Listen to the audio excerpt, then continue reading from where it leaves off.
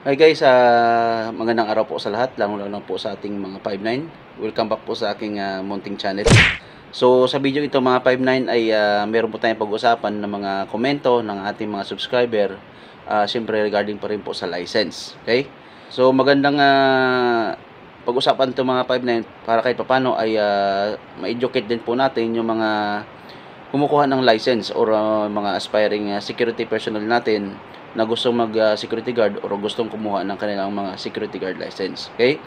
Morning guys, andito ako ngayon sa Camp Crame kasi meron naman tayong i-meet up na mga 59 na nagpatulong po sa atin para makakuha ng license. So, for captured po sila ngayon, dalawa sila ngayon. So, yan, hintayin lang po natin. Thank you. Thank you so much sa support. Thank you. Good luck.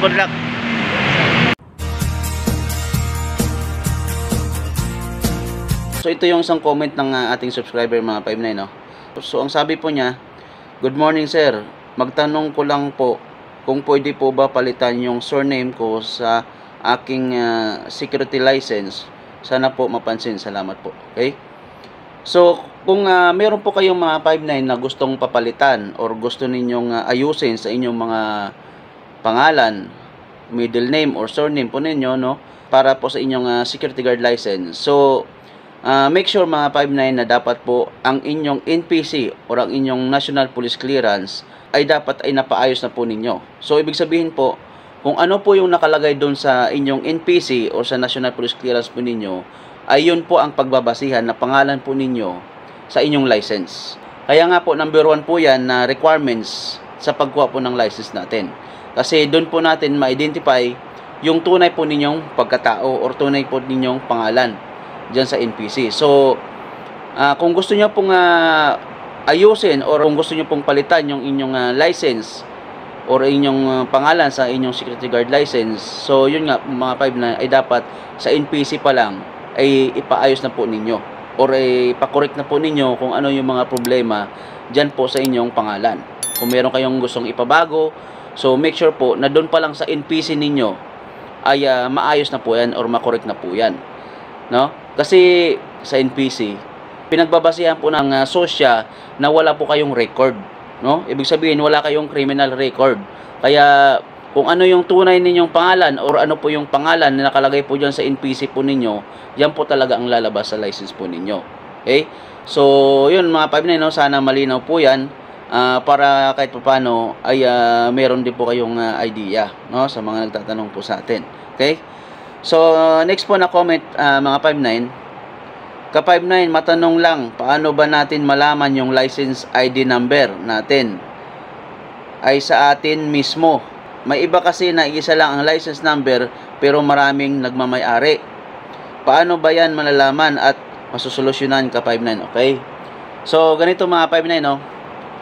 Kaya nagbibigay tayo ngayon ng mga tips at mga awareness sa ating mga kapwa security guard na kumukuha ng mga license. Kasi nga mga 59 na-encounter ko ang mga ganitong mga pangyayari. So dati pa meron tayong mga nalaman na mayroong isang training center na nag-ayos ng mga license ng mga security guard. Kasi isa lamang po ang naka-registered na license sa SOSYA pero marami pong license ang pinapagawa. So ibig sabihin po mga 59 ay pinapaduplicate lamang po nila ay yung license number. Okay? So ibig sabihin po is tampered po 'yon, no? So yun po ang ginagawa nila para po ay marami silang makuha or malaki ang kanilang kikitain. So ayun nga, dahil nga mga 59 marami pong mga manluloko ngayon, kaya mag-ingat-ingat po tayo. Dahil nga, siyempre, dahil nga sa hirap na kitain ng pera ngayon, sa panahon ngayon, marami na nang i-scam. So, make sure mga 59, ang ma-advise ko lamang sa inyo kapag kayo ay magpalakad, magpaayos ng inyong license, so make sure po na talagang legit at mapagkatiwalaan po talaga ninyo ang training center or yung tao na pinagpalakaran po ninyo.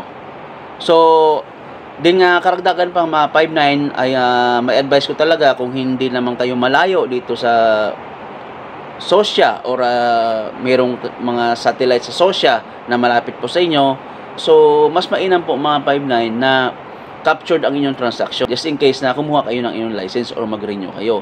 So, yun po mga 59, kapag captured kayo, so 101% po yung mga 59 is legit po yun. Kasi kayo po mismo ang pupunta sa SOSYA para magpa-captured, no? So, wala pong pagdududa yun mga 59. So, sa mga nagpapa-non-appearance na medyo malalayo, talagang so yun nga, sinasabi ko sa inyo, dapat ay ang lalapitan ninyong tao or lalapitan ninyong training center is legit po talaga. At talagang mapagkakatiwalaan po talaga ninyo, no? Kasi ngayon nga, mga 59, no, mahirap kitain yung pera, kaya marami pong nang-i-scam, no?